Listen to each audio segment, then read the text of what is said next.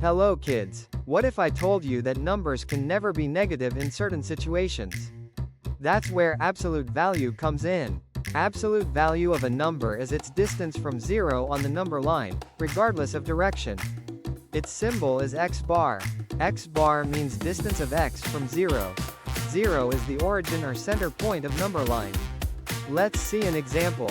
Suppose we want to take the absolute of 5, we get 5, where 5 is the distance of 5 units away from 0.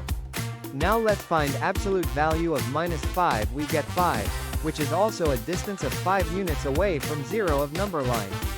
This means that absolute value is always non-negative, we always get distance of any number. Tell me what is the absolute value of 9 and -5, write your answer in comments. Now let's move towards the formal definition of absolute value. It is a piecewise function where x absolute is equal to x if x is greater than or equal to 0 and x absolute is equal to minus x if x is less than 0. Here are some of the examples of absolute value. Absolute of 7 is 7. Absolute of -12 is 12. Absolute of 0 is 0. In last example we have -8 multiplied by minus.